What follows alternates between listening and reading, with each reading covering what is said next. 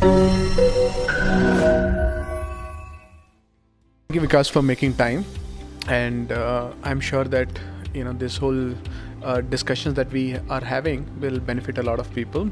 And so we all know you from Common Floor, that the success stories that Common Floor created, and it was such a competitive sector. And even after that, it made a mark with the USPs that it came up with.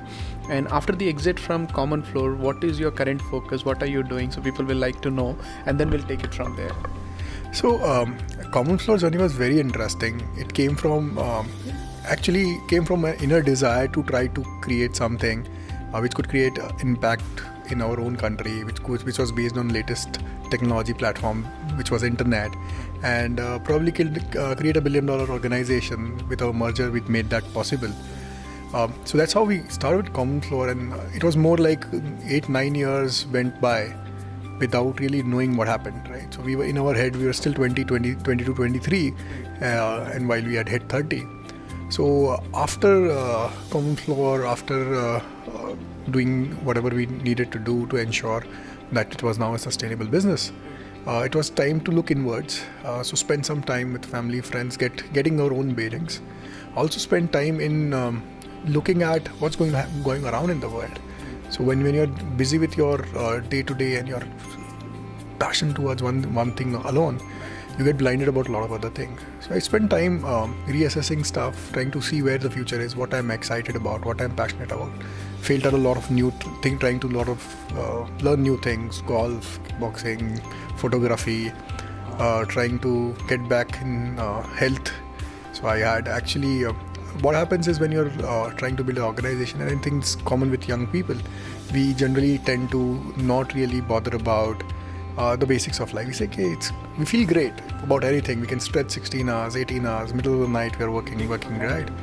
So that it was time of reawakening and saying life actually has an end, and how do you want to go there? So I spent some time thinking about that, spend some time with family and what's going to be the next big thing. And that's where my current focus is. I'm trying to learn as much as possible on what's happening in the environment, how the world is changing, and probably try to contribute a much larger piece in that change and build something much more valuable. And what I've seen is there is a lot of buzz about startup, entrepreneurship, and I was just talking to Nitin of Indigo, and he's doing a wonderful job inside Indigo. So what do you think? I believe that India has a big opportunity for entrepreneurship as much as it has for entrepreneurship. So when you look at all of those things, is entrepreneurship for everyone, or only certain people should look at it? How do you advise people who want to jump into this buzz called startup? So I personally believe entrepreneurship is also about having a state of mind to do everything it takes to create value for whatever consumer customer you're serving, within an organization or outside an organization.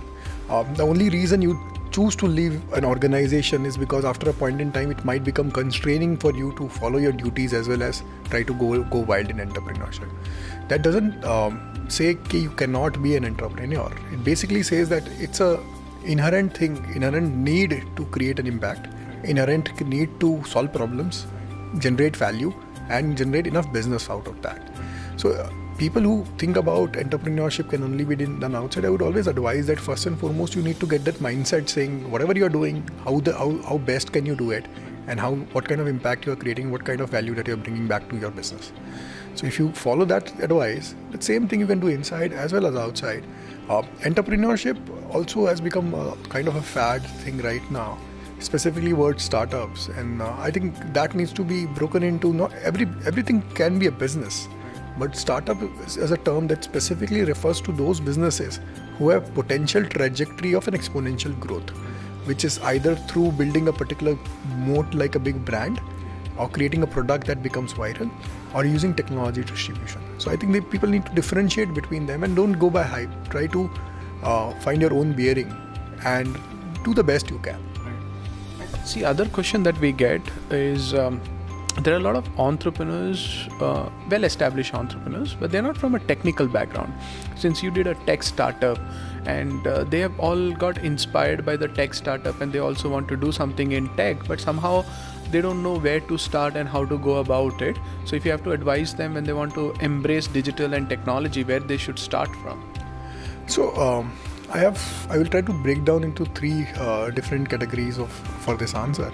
The first one is just because tech startups are hot and tech is the next big thing doesn't mean that you have to first say I want to do something in tech and then start from there. So start from a problem that or an opportunity that you have seen, you have felt, you have seen around, and you have actually understood a little more detail, right? The second thing I would say is technology can be learned, right? Just because you don't have that inherent edge of knowing technology upfront doesn't mean you cannot learn it. It's just that you have to push that much harder in that domain. And third, I would say opportunities is everywhere, right? You have a homegrown company from Kolkata, Wow Momo, is doing phenomenally well, right? And that's a brand and standardization play. And that the whole market for the food is exploding that way. You had Pallav from here who built fusion charts for global. So I think it's more about having these basics in place, which is about identifying the opportunity, trying to learn whatever you can, then trying to see what the best solution possibly could be, talk to those right people, and then executing it. Definitely having a technology background, etc., could be an added advantage, but that's not something that cannot be learned. Right. And when you started Common Floor, and today when you look at the ecosystem, there are plenty of competition coming from outside, inside. How do you think the internet consumers have changed from that era to this era? Is there a major change that you've seen? So I think again there are two parts to this answer. I would say the first part is that I'm seeing the same things again. When I say this, in 1998 we got introduced to your digital sign up. I would rather say DSL and those telephone-based modems, right? So that was the first liberation of getting an access to like unknown world. A lot of people came anonymously.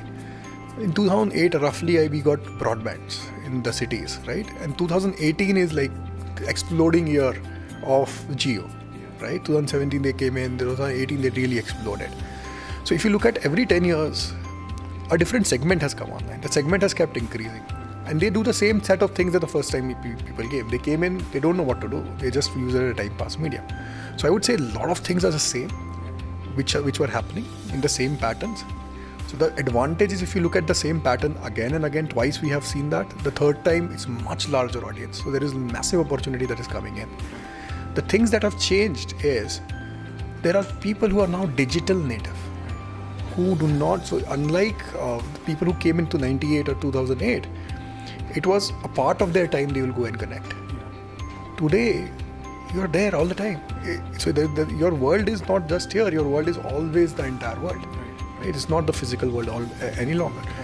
So that changes a lot of dimensions. That changes a lot of behavior. And that also creates a different opportunity. So these are two set of ways of looking at these changes that you're looking at specifically due to growth of internet and the penetration that we are seeing today. So if you look back at the career that you had, you have done so many things. If there are few things that you would like to do it differently, what are the things and what you would like to do it differently? So I would like to feel less busy, which means a lot of things will get bombarded on your head and everything seemed important and urgent, even though everyone say it's not there, blah blah.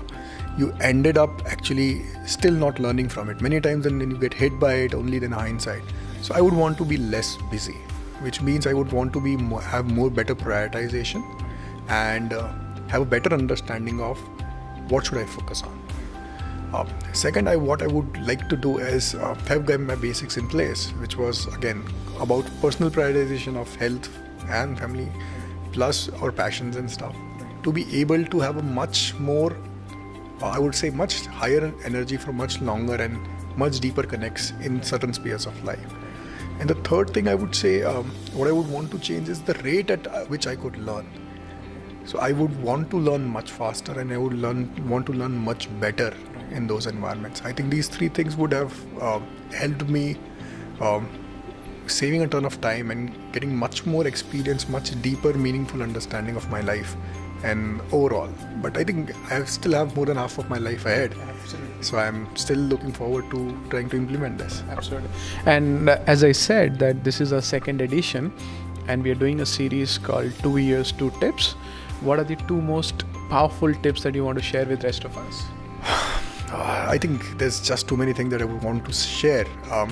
The first thing I would want to share is learn at any age you can, learn as much as you can, and there is more than enough opportunity of learning today about anything that you care about. The only challenge you feel is learning also needs to be end goal oriented. What do you want to do? So pick new things and try to learn. That's one thing I would say. Second is get your priorities sorted, right?